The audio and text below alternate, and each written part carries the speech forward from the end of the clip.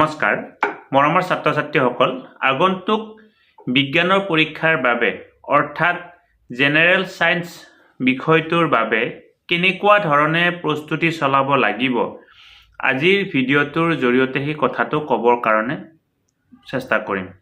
আজি এইটো general science সম্পৰ্কীয় প্ৰথম ভিডিঅ' হ'ব অৰ্থাৎ 2024 চনৰ জেনেৰেল সায়েন্স পৰীক্ষা সম্পৰ্কীয় এইটো প্ৰথম ভিডিঅ' আৰু আজি ভিডিঅ'টোৰ জৰিয়তে তোমালোকক প্ৰতিটো চেপ্টাৰৰ পৰা কিমান নম্বৰকৈ আহিব সেই কথাটো ক'বৰ কাৰণে চেষ্টা কৰিম। পৰৱৰ্তী পৰ্যায়ৰ ভিডিঅ'ত প্ৰতিটো চেপ্টাৰৰ পৰা কিমান কেই নম্বৰীয়া প্ৰশ্ন কিমানটা আহিব সেইটো কথা ক'বৰ কাৰণে চেষ্টা কৰিম আৰু তাৰ পৰৱৰ্তী পৰ্যায়ৰ ভিডিঅ'বিলাকত কমন কুৱেশ্যনে হওক বা কেনেকুৱা ধৰণৰ প্ৰশ্ন আহিব সেই বিষয়ে আলোচনা কৰিবৰ কাৰণে চেষ্টা কৰিম। আমি প্ৰস্তুতি চলোৱাৰ আগতে বা আমি পৰীক্ষাৰ বাবে পঢ়াৰ এই ব্যৱস্থাটো কৰাৰ আগতে আমি প্ৰথমতে জানিব লাগিব সেই নিৰ্দিষ্ট চেপ্টাৰটোৰ পৰা কিমান নম্বৰ আহিব। যদি আমি সেই চেপ্টাৰটোৰ পৰা কিমান নম্বৰ আহে নাজানো তেতিয়াহ'লে আমি পঢ়াৰ প্লেনিংটো কৰিব নোৱাৰিম। ইতিমধ্যে যিহেতু তোমালোকে নিশ্চয় পঢ়াৰ প্ৰস্তুতি আৰম্ভ কৰিয়ে দিছা, তথাপিও আজি এই ভিডিঅ'টোৰ জৰিয়তে কাৰণ ভালেকেইজনেও সুধিছা যে ছাৰ কিমান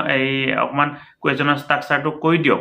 মই মোৰ পৰৱৰ্তী পৰ্যায়ৰ যিটো ভিডিঅ' হ'ব সেই ভিডিঅ'টোত কুৱেশ্যনৰ ষ্ট্ৰাকচাৰটো ক'ম আৰু আজিৰ ভিডিঅ'টোত কোনটো চেপ্টাৰৰ পৰা কিমান নম্বৰ আহিব সেই কথাটো ক'বৰ কাৰণে চেষ্টা কৰিম। আহাচোন কোনটো চেপ্টাৰৰ পৰা কিমান নম্বৰ আহিব সেই কথাটো ডিটেইলছ ক'বৰ কাৰণে চেষ্টা কৰোঁ।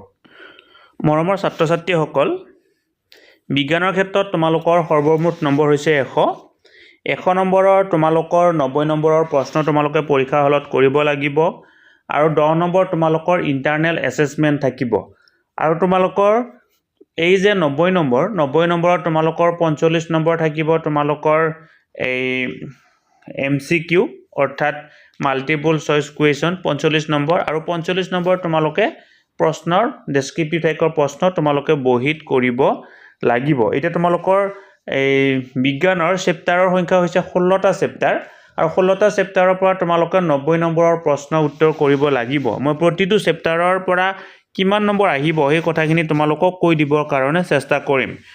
তোমালোকৰ মই চেপ্টাৰৰ নামবিলাক কৈ নাথাকোঁ, তোমালোকে ইতিমধ্যে যিহেতু তাক লৈ ইতিমধ্যে চিনাকি হৈ গৈছা, খালি তোমালোকৰ চেপ্টাৰৰ পৰা কিমান নম্বৰ আহিব সেই কথাটো ক'বৰ কাৰণে চেষ্টা কৰিম। প্ৰথম চেপ্টাৰৰ পৰা তোমালোকৰ 6 নম্বৰ আহিব, দ্বিতীয় চেপ্টাৰৰ পৰা তোমালোকৰ 6 নম্বৰ আহিব, তৃতীয় চেপ্টাৰৰ পৰা তোমালোকৰ 7 নম্বৰ আহিব, চতুৰ্থ চেপ্টাৰৰ পৰা তোমালোকৰ 6 নম্বৰ আহিব, পঞ্চম চেপ্টাৰৰ পৰা তোমালোকৰ 4 নম্বৰ আহিব, ষষ্ঠ চেপ্টাৰৰ পৰা তোমালোকৰ 8 নম্বৰ আহিব, সপ্তম চেপ্টাৰৰ পৰা তোমালোকৰ 6 নম্বৰ আহিব, অষ্টম চেপ্টাৰৰ পৰা তোমালোকৰ 5 নম্বৰ আহিব, নৱম চেপ্টাৰৰ পৰা তোমালোকৰ 5 নম্বৰ আহিব, দশম চেপ্টাৰৰ পৰা তোমালোকৰ 8 নম্বৰ আহিব, একাদশ চেপ্টাৰৰ পৰা তোমালোকৰ 5 নম্বৰ আহিব, দ্বাদশ চেপ্টাৰৰ পৰা তোমালোকৰ 6 নম্বৰ আহিব, ত্ৰয়োদশ চেপ্টাৰৰ পৰা তোমালোকৰ 5 নম্বৰ আহিব, চতুৰ্দশ চেপ্টাৰৰ পৰা তোমালোকৰ 4 নম্বৰ আহিব, পঞ্চদশ চেপ্টাৰৰ পৰা তোমালোকৰ 4 নম্বৰ আহিব আৰু ষষ্ঠদশ চেপ্টাৰৰ পৰা তোমালোকৰ 5 নম্বৰ আহিব। সৰ্বমুঠ 90 নম্বৰ আৰু তোমালোকৰ ইণ্টাৰনেল এছেছমেণ্টৰ পৰা 10 নম্বৰ, সৰ্বমুঠ 100 নম্বৰৰ প্ৰশ্ন তোমালোকৰ আহিব। গতিকে মৰমৰ ছাত্ৰ ছাত্ৰীসকল এনেকুৱা ধৰণে তোমালোকৰ প্ৰেক্টিছ কৰিব লাগিব। মই মোৰ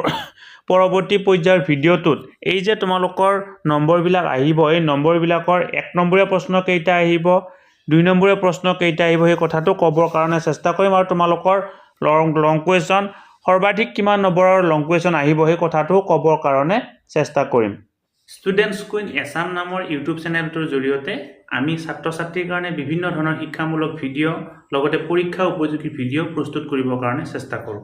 তোমালোকে যদি আজি পোনপ্ৰথমবাৰৰ কাৰণে এই চেনেলটো চাইছা, অনুগ্ৰহ কৰি চেনেলটো ছাবস্ক্ৰাইব কৰিবা আৰু ওচৰতে থকা বেল আইকনটো প্ৰেছ কৰি অল নটিফিকেশ্যন কৰি থৈ দিবা।